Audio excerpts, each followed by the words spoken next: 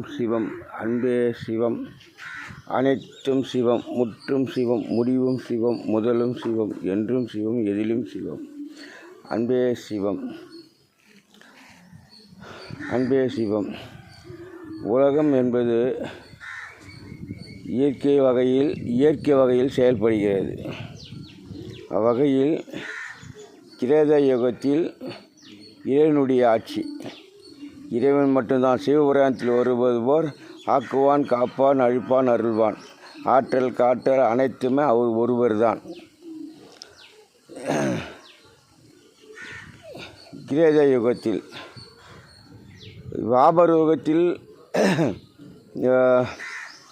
வாபரயுகத்தில் தொடர்ந்தது அரசியல்.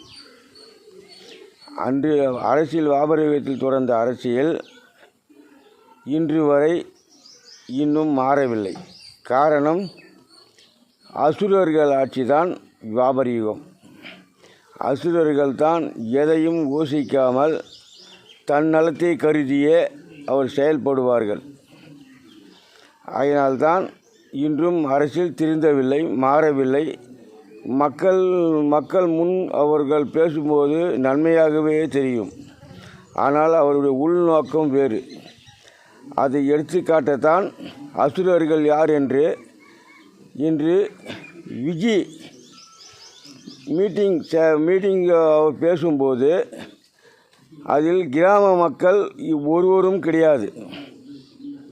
அதாவது உழைக்கும் மக்கள் ஒருவரும் கிடையாது. வீட்டில் உள்ளவர்கள் மட்டும்தான் அந்த சபையை கவனிக்க வேண்டும். இதுக்கு பொருள் என்ன? உழைக்கும் மக்கள் உழைத்து கொண்டே இருக்க வேண்டும். அப்போதுதான் இவர்கள் உல்லாசமாக வாழ்வார்கள் என்று பொருள். அதானே பொருள். இவன் தெளிவாக பேசுகிறான். தெளிவாக பேசுவதை கிராம மக்கள் அதை கண்டு கொண்டால் நம்மை கேள்வி கேட்பார்கள் அல்லது ஓட்டு போட மாட்டார்கள் என்பது இவனுடைய நோக்கம். ஆகையினால் இது போன்ற நிலையை முன்னின்று செய்வதற்காக கணக்கிட்டு செய்தான் ஒருவன். அவன் மீட்டிங்கு வரும்போது கரூருக்கு வரும்போது அந்த ஊரில் வரும்போது சாலையில் தடை செய்து வாகனங்களை வேகமாக விட்டு பணத்தை கொடுத்து அவன் நேரத்தோடு வர முடியாத செய்து அன்று பல உயிர்கள் சேதமாக நிலையில் அமைத்து அதை கொண்டு படிப்படியாக நீதிமன்றத்தில் ஆதாரம் தேவை ஆதாரம் தேவை அல்லவா, அதற்காக இது போன்ற நிலையை முன்வைத்து செய்துவிட்டான் ஒரு மூடன். இது போன்ற நிலை ஏன் கூற வேண்டுமென்றால், அசுரர் ஆட்சியெல்லாம் கொடூரமான ஆட்சி. மக்கள் எவ்வாறு வாழ்கிறார்கள், எவ்வாறு செயல்படுகிறார்கள், எவ்வாறு இறைக்கிறார்கள், எவ்வாறு கடத்தப்படுகிறார்கள், எவ்வாறு கற்பழிக்கிறார்கள் என்பதெல்லாம் தெரியாது. காரணம், அவர்கள் அசுர இனத்தைச் சார்ந்தவர்கள். அவருக்கு இதெல்லாம் தெரியாது. விதிமுறை நீதிமுறை தெரியாது. அது போன்ற ஆட்சி காலம் அரசு காலம். இறைவன் கூறும் பதில். ஆகையினால் இத்தனை காலம் பூமியில் இடைவெளி விரிந்திருந்ததனால் இறைவன் அவரவர்களுக்கேற்ற வழி செய்து வந்தார். இனி பூமியில் இடைவெளி இல்லை. ஆகையினால் இது போன்ற ஓட்டு நிலையை அடியோடு தடை செய்து விடுங்கள்.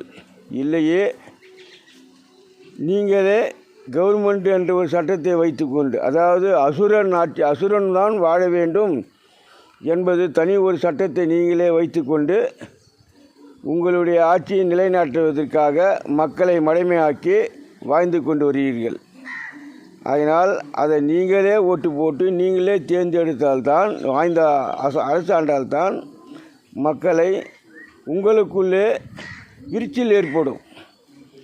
யார் குற்றவாளி, யார் நல்லவன், யார் தீர்ப்பன் என்று இயற்கை உணர்த்தும். அதாவது மண்ணுயிர் உணர்த்தும். மண்ணில் நல்லவன் கெட்டவன் அனைவரும் மறைந்தான். அந்த மறைந்த மனிதன் மண்ணானான்.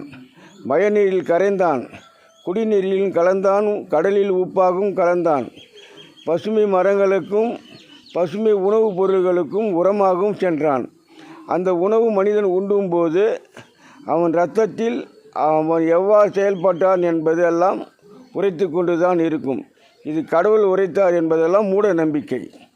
ஒவ்வொரு மனிதனும் வாழும் செயலே அதே போன்று தான் இன்று செயல்பட்டு வருகிறது.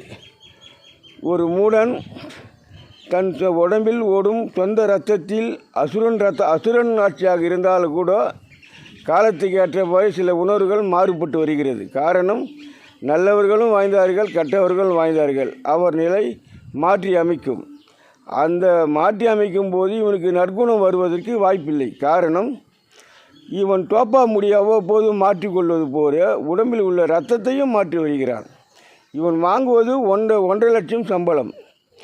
அந்த 1.5 லட்சம் சம்பளம் இவனுக்கு 10 நாளில் கூட 10 நாளுக்கு பத்தாது. பின் எப்படி இவனிடத்தில் சொத்து சேர்ந்தது, எப்படி வாய்ந்தது என்று மக்களை யோசிக்க வேண்டும். இது போன்ற மூட நம்பிக்கையெல்லாம் இவர்கள் அசுரர்கள் ஆட்சியை தடை செய்தால்தான் கவர்னர் ஆட்சி வர வேண்டும். அதாவது ஆக்குவான், காப்பான், அழிப்பான், அருள்வான். அது கவர்னர் ஆட்சி. இறைவன் மட்டும்தான், தெய்வங்கள் மட்டும்தான் நாம் நன்மையாக வாழ முடியும். இவர்கள் அசுரனும் மனிதன் போன்றவன். அதனால் இந்த ஆட்சிகள் எல்லாம் அடியோடு ரத்து செய்ய வேண்டால் மக்கள் உங்களிடத்தில் தான் உள்ளது. இந்த ஓட்டு என்பதை போடக்கூடாது. இந்த ஓட்டினால் என்ன நன்மை உண்டு? ஏதும் கிடையாது. இவர்களை வாய்ந்த இவர்களே உல்லாசமாக வாழ்வார்கள். உங்களுக்கு நாய்க்கு எலும்பு போடுவது போல போட்டுவிட்டு இவர்கள் உல்லாசமாக வாழ்வது தான். ஒவ்வொரு மனிதனும் பேசும்போது அது அனைத்தும் நன்மையாகத்தான் இருக்கும். ஆனால் யாரும் செயல்பட முடியாது. காரணம், ஒவ்வொரு மனிதனும் வாழ்ந்து இறந்த இந்த பூமி மண் நிலைமை மாற்றும். அது நன்கு உணர வேண்டும் மக்கள். ஆகையினால் எவனுமே இருக்கக்கூடாது. கவர்னர் ஆட்சி வர வேண்டும். இதுவே இறைவனுடைய தீர்ப்பு. ஓம் சிவம், அன்பே சிவம், அனைத்தும் சிவம்.